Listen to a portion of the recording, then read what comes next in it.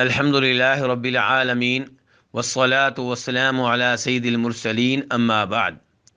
ہم سب جانتے ہیں کہ اولاد اللہ رب العزت کی بہت بڑی نعمت ہے، اتنی بڑی نعمت کہ اس نعمت کا سوال انبیاء کرام علیہم الصلاۃ والسلام اللہ تعالیٰ سے کیا کرتے تھے۔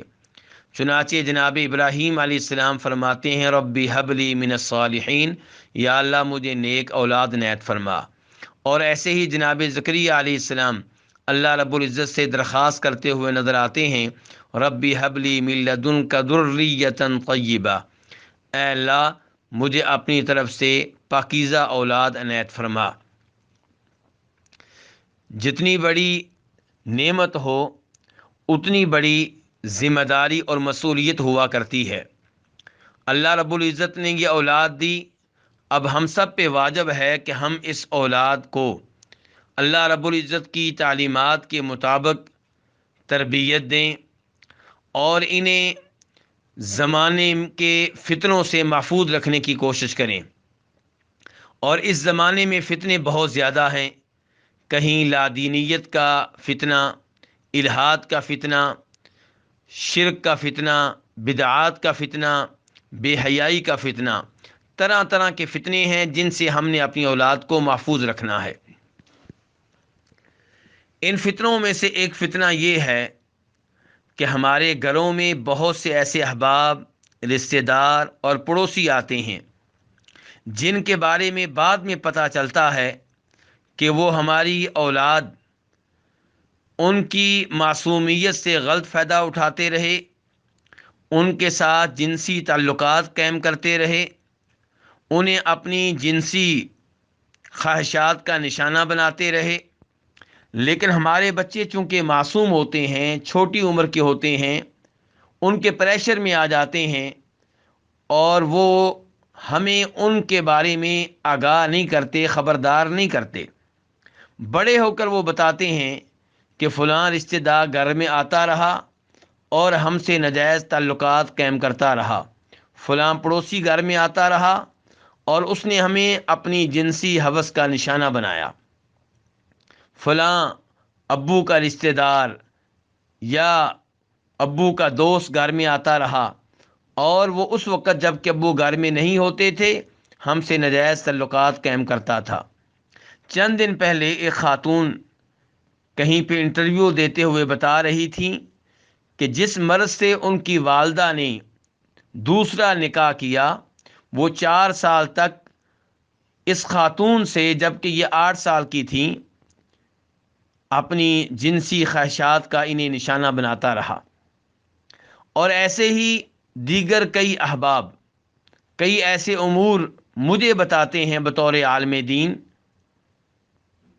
جن امور سے پتہ چلتا ہے کہ ہمارے گھروں میں بہت سے ایسے واقعات ہو جاتے ہیں جن کے بارے میں ہم تصور بھی نہیں کر سکتے۔ ہمارے بچے چھوٹے ہونے کی وجہ سے، کسی دھمکی کی وجہ سے، کسی خوف کی وجہ سے ہمیں یہ نہیں بتاتے کہ فلاں رشتہ دار ہم سے ناجائز تعلقات قائم کرتا ہے، یا فلاں پڑوسی ہم سے ناجائز تعلقات قائم کرتا ہے، یا ابو کا فلاں دوست ہم سے ناجائز تعلقات قائم کرتا ہے۔ ہمیں چاہیے کہ اپنے ان رشتہ داروں پہ نگاہ رکھیں، گھر میں آنے والے ان پڑوسیوں اور ان دوستوں پہ نگاہ رکھیں،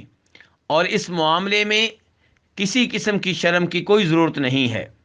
نبی علیہ الصلاۃ والسلام ایسے ہی فتنوں سے بچوں کو بچانے کے لیے فرماتے ہیں کہ وَفَرِّقُوا بَيْنَهُمْ فِي الْمَضَاجِعِ۔ ابو داؤد شریف کی حدیث ہے کہ جب تمہارے بچے 10 سال کے ہو جائیں، نماز نہ پڑھیں تو ان کی پٹائی کرو اور ان کے بستر الگ کر دو۔ اس کا مطلب یہ ہے کہ جب 2 سگے بھائی 10 سال کے ہو جائیں تو ان کو ایک بستر میں، ایک رضائی میں، ایک کمبل میں، ایک چادر میں لیٹنے کی اجازت نہیں ہے۔ بہن بھائی کو ایک چادر میں، ایک کمبل میں، ایک رضائی میں لیٹنے کی اجازت نہیں ہے۔ جب شریعت بہن بھائیوں کے معاملے میں اتنی احتیاط کر رہی ہے تو گھر میں آنے والے دیگر مردوں کے معاملے میں بھی اتنی احتیاط کی ضرورت ہے۔ مجھے یاد آیا ایک اور خاتون کہہ رہی تھیں کہ ہمارا ڈرائیور چھوٹی عمر میں مجھ سے ناجائز تعلقات قائم کرتا رہا اور میں خوف کی وجہ سے، شرم کی وجہ سے اپنے والدین کو اس فتنے سے، اس پریشانی سے آگاہ نہ کر سکی۔ کئی بھائی یہ سوال کرتے ہیں کہ ہم بڑے ہو چکے ہیں، ہمارا کوئی رشتہ دار بچپن میں ہمیں تنگ کرتا رہا، ہم سے ناجائز تعلقات قائم کرتا رہا، اب بھی وہ ہمارے گھر میں آتا ہے، والدین چونکہ اس کی حقیقت کے بارے میں نہیں جانتے، ہم جانتے ہیں، اب وہ جب گھر میں آتا ہے تو ہمیں اس کے اوپر غصہ آتا ہے، کیا ہم اسے گھر میں آنے سے روک سکتے ہیں؟ تو گزارش یہ ہے کہ کوئی بھی ایسا رشتہ دار جس نے آپ سے معافی نہیں مانگی اور آپ کی بچپنے سے غلط فائدہ اٹھاتا رہا، اور آپ جانتے ہیں کہ اس کی نگاہوں میں پاکیزگی نہیں ہے، تو آپ کو حق حاصل ہے کہ آپ اسے گھر میں آنے سے روک سکیں، آپ اسے گھر میں آنے سے روک دیں۔ لیکن اگر وہ توبہ کر لے، معافی مانگ لے، سدھر جائے، اور آپ دیکھ رہے ہوں کہ اب اس کے حالات اچھے ہیں، تب اگر اسے نظر انداز کر دیا جائے تو امید ہے کہ اس میں کوئی حرج نہیں ہے۔ لیکن اگر آپ سمجھتے ہیں کہ اس کا شر اب بھی موجود ہے، اور اب آپ کے بچے شاید اس سے محفوظ نہ ہوں، تو پھر آپ کو حق حاصل ہے کہ اپنی آئندہ نسل کو، اپنے بچوں کو، اپنے بہن بھائیوں کو ایسے بھیڑیے سے بچانے کی کوشش کریں، ایسے درندے سے بچانے کی کوشش کریں۔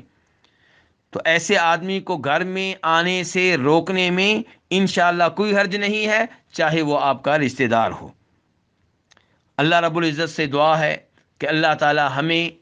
اپنے بچوں کی صحیح تربیت کرنے کی توفیق دے، اور اللہ تعالی ہمارے بچوں کو ہر طرح کے فتنوں سے محفوظ رکھے، الحاد کے فتنے سے، لا دینیت کے فتنے سے، شرک و بدعات کے فتنے سے، اور